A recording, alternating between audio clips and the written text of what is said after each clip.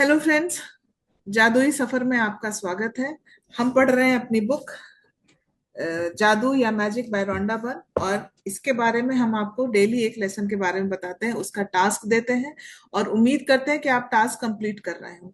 सारी चीजें पूरा संसार जो है वो उम्मीद पर कायम है, आशा पे कायम है। अगर हम सिखा रहे हैं तो आप सीखिए, तभी आपका ट्रांसफॉर्मेशन हो पाएगा।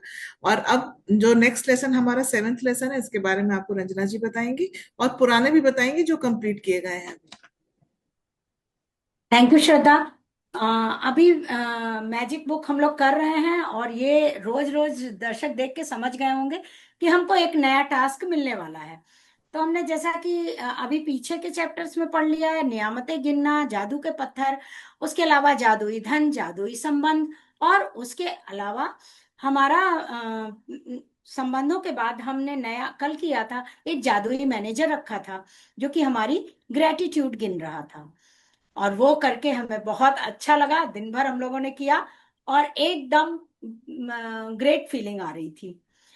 तो अभी हम आ जाते हैं अपने नेक्स्ट चैप्टर पे, 7वां दिन पे, नकारात्मकता से बाहर निकलने का तरीका। बट उससे पहले एक एक्सरसाइज जरूरी है कि जो कि श्रद्धा कराएंगी हमें, ताकि हम अपने को और भी ग्रेस्प कर सकें और अच्छी हमारी ब्रीदिंग के थ्रू हम माइंड को हम काम कर सकें और इसको ग्रेस्प कर सकें। तो श्रद्धा आप बता दीजिए एक हाँ, एक्सरसाइज, उसके बाद मैं चैप्टर पढ़ती हूँ। आज आज हम करेंगे बेली ब्रीदिंग या डायफ्रैग्मेटिक ब्रीदिंग। ब्रीदिंग दो तरह की होती है। एक हम ब्रीदिंग लेते हैं लंग्स से, जब हम सांसें लंग्स में भरते हैं और इससे निकालते हैं। दूसरी ब्रीदिंग हम करते हैं अपने डायफ्राम से।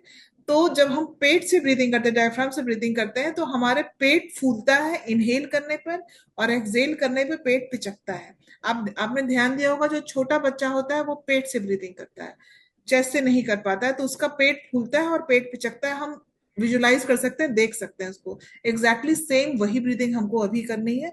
और उसमें जब हम ब्रीदिंग करते हैं तो हमारे पेट के जो इंटरनल ऑर्गन्स होते हैं उनका मसाज होता है। ऐसी ऐसी जगह हवा जाती है जहां हम वैसे नॉर्मल कंडीशन में नहीं पढ़ पाती, क्योंकि हम लोग बहुत जल्दी जल्दी सांस लेते हैं, अवेयर नहीं रहते अपने सांस के लिए। तो चलिए इसको स्टार्ट करते हैं। इसमें क्या करेंगे, लेफ्ट हैंड हम अपने चेस्ट पे रखेंगे और राइट हैंड अपने पेट पे रखेंगे।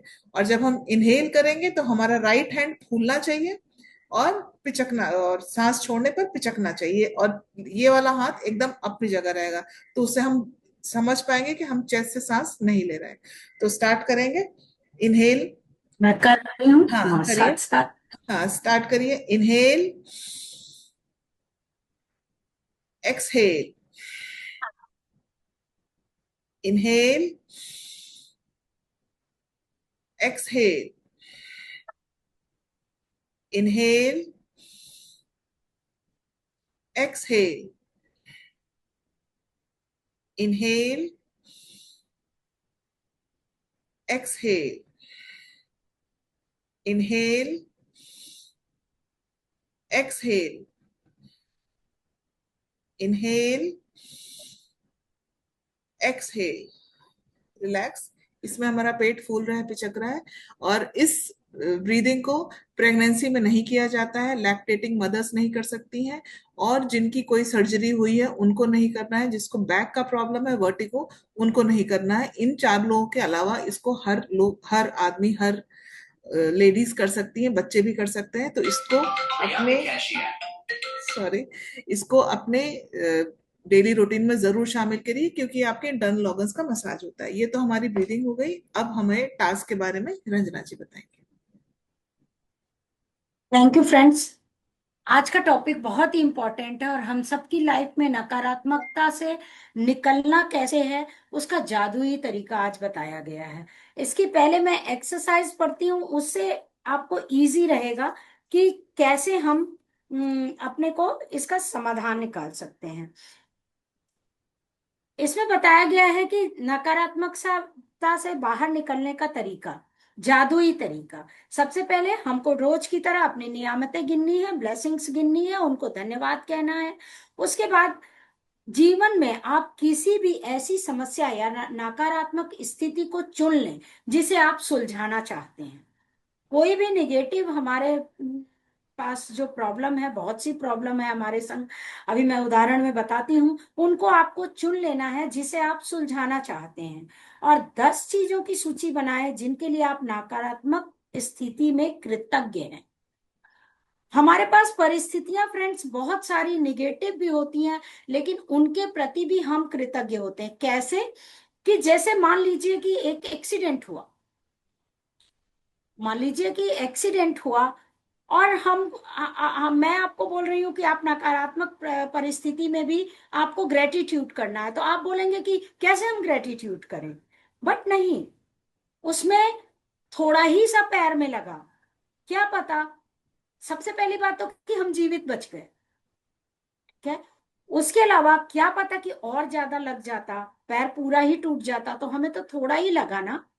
तो हम ये कृतज्ञ हो सकते हैं जो नहीं हुआ, या जो हमें मिल गया, जो हमको घट गया जो घटना, उसके लिए हमें कृतज्ञ होना है कि उससे ज्यादा तो नहीं हुआ। तो ये लेखिका कहते हुए कहती हैं कि इन्होंने कहा है फ्रेंड्स कि पहले ये कर लेना है, सूची को कर लें, फिर आपको 10 चीजों की सूची बनाना है जिनके लिए आप नकारात्मक स्थिति में भी कृतज्ञ हैं। उसके बाद उस सूची के अंत में लिखना है आदर्श समाधान के लिए धन्यवाद धन्यवाद धन्यवाद। मतलब हर एक नकारात्मक चीज का आपको आज सॉल्यूशन अपने से ही होता भी है, हम सबके पास हर एक चीज का सॉल्यूशन होता है, तो आपको उसके लिए सॉल्यूशन निकालना है और उसके लिए धन्यवाद कहना है। नहीं भी कुछ समझ में आ रहा है तो आपको जो जो नहीं हो पाया या जितने पे बच गया, उस सिचुएशन के लिए हमें थैंक यू बोलना है। उसके बाद केवल आज के दिन देखें कि क्या आप बिना कोई नकारात्मक बात कहे एक दिन गुजार सकते हैं। यानी आज आपको किसी के लिए बैड थिंग पूरे दिन में नहीं कहना। ये आज का, हम तभी इस मोड से निकल पाएंगे। अभी हमने पढ़ा मैजिक बुक और हम पीठ पीछे जाके क्रिबिंग कर रहे हैं, इसकी बुराई उसकी बुराई उसकी बुराई कर रहे हैं। तो हम फिर ग्रेटिट्यूड, मैंने पहले भी कहा है कि अगर हम ग्रेटिट्यूड को पाना चाहते हैं तो हमको हमको ब्लेमिंग करना बंद करना हो। तो हमको आज के दिन एटलीस्ट सुबह से जब से ही आप पढ़ रहे हैं तब से लेके शाम तक आपको ये कंप्लेंट मोड बंद करना है, नकारात्मकता को आज नहीं कहना है।